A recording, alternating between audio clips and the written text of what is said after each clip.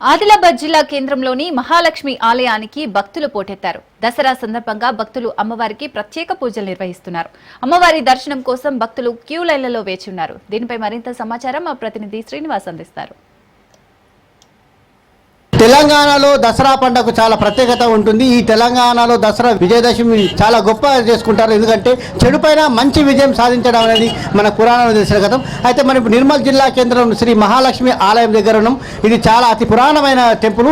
ఇక్కడ వేల సంఖ్యలో మంది భక్తులు వస్తుంటారు. అయితే మనం ఇక్కడ స్థానికంగా ఎలా ఏర్పాటు చేస్తారు, ఈ వైభవం ఎలా జరుగుతుంది, ఈ పండుగ వైభవం చెప్పండి. ఈ పండుగ వైభవం ఏంది, ఈ ఆలయం యొక్క విశిష్టత? ఇక్కడ బంగాల్పేట శ్రీ మహాలక్ష్మి ఆలయము పురాతనమైనటువంటిది. 2022లో 3.5 కోట్లతో కృష్ణశిలలతోటి అంగరంగ వైభవంగా ప్రతిష్టాపన చేసుకోవడం జరిగింది.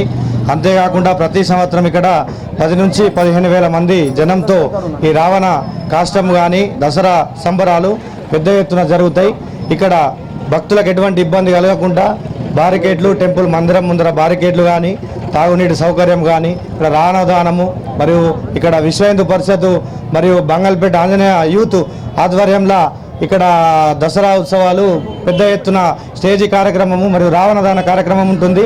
బాణ సంచాలతో పెద్ద ఎత్తున ఈ కార్యక్రమం ఉంటుంది. ఇక్కడ 10 నుంచి 15 వేల మంది జనసందోహము అంగరంగ వైభవంగా నిర్మల్లో ఎక్కడా లేని విధంగా తెలంగాణ రాష్ట్రంలో మొట్టమొదటిగా ఇక్కడ పెద్ద ఎత్తున జరుగుతుంది. ఇక్కడ భక్తులకు ఎటువంటి ఇబ్బందులు జరగకుండా అన్ని ఏర్పాట్లు పూర్తయినాయి. పొద్దున 4:30 నుంచి భక్తులందరూ కూడా ఇక్కడ అమ్మవారి దర్శనానికి ఎక్కడెక్కడో నలుమూలల నుంచి కూడా వచ్చి ఇక్కడ దర్శనం చేసుకొని, ఇక్కడ బంగారం ప్రత్యేకత, ఈ బంగారాన్ని కొనుక్కొని వాళ్ళ బంధువులందరికీ కూడా వాళ్ళకు ఇచ్చి వాళ్ళ ఆశీర్వాదం తీసుకొని ఇక్కడ ఎంతో ప్రత్యేకత చాటుకున్నది. అయితే ఇక్కడ ఆలయ చైర్మన్ ఉన్నారు. ఈ భక్త సమాజానికి మీరు ఎలాంటి ఏర్పాట్లు చేశారు? మొదటగా హిందూ బంధువులందరికీ విజయదశమి శుభాకాంక్షలు. మహాలక్ష్మి ఆలయం వద్ద తగిన ఏర్పాట్లు చేయడం జరిగినది. భారీ పెద్ద ఎత్తున పబ్లిక్ వచ్చి విజయవంతం చేయాలని కోరుతున్నాం. లోక కళ్యాణతం రాక్షస సంహారం దుష్ట శిక్షణ శిష్ట రక్షణ అనే ఈ దసరా సందేశం నిర్మల్ జిల్లా కేంద్రంలో అతి భారీగా జరుగుతుంటాయి. అంతేకాకుండా ఇక్కడ ఏర్పాట్లు కూడా అతి భారీగా ఉంటాయి.